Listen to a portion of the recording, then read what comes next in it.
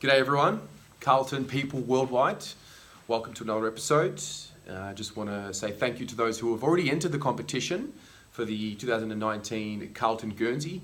And just to make things a little clearer for those who have had some questions, so basically follow the page on Instagram, like the page on Facebook, and tag 2 friends in the comments below, and that's your entry right there. And I will pick out a winner at the end of the month, or maybe the first week of February, because we want to get all the entries in.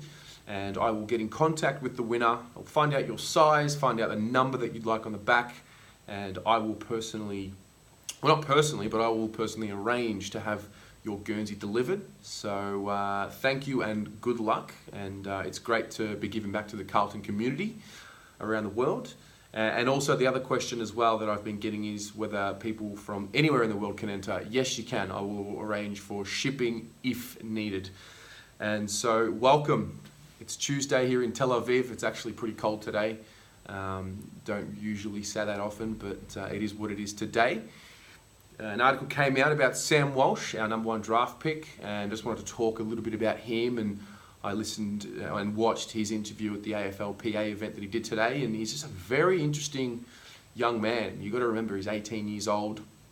He's just finished high school, and he just has this presence about him already. The way he speaks, his body language is really impressive. He stands with a nice posture. He looks reporters in the eye when he's answering them. And I mean, obviously, all the players get some form of media training, but he seems to have really got it down pat already. I think he must have a natural ability to just express himself in a really controlled manner, and he seems to really think about what he says, and he takes his time before he answers. And it's interesting. He made some very interesting comments, which when you think about it are not really uncommon.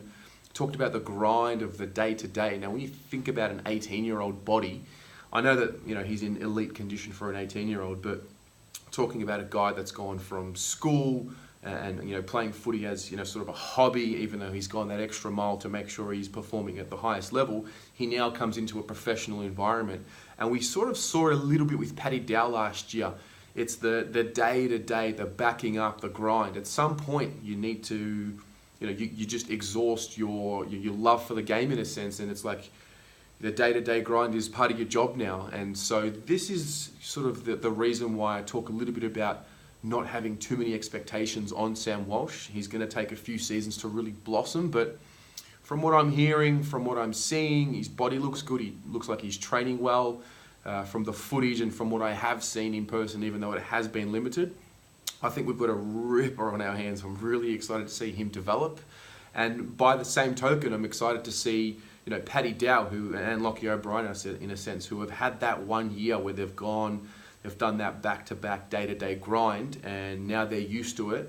And so I'm interested to see how that'll help their jump, because not many players play 18, 19, 20 games in their first season. So yeah, I sort of want to put it out to you. What do you think about Sam Walsh? What do you think his output will be in 2019? What do you expect from him? Is he just going to be a player who we don't really mind if he gets those 14, 15 possession games and just let him go through the year and just get those numbers into his games? Or do we have some expectations on him? I, for one, don't.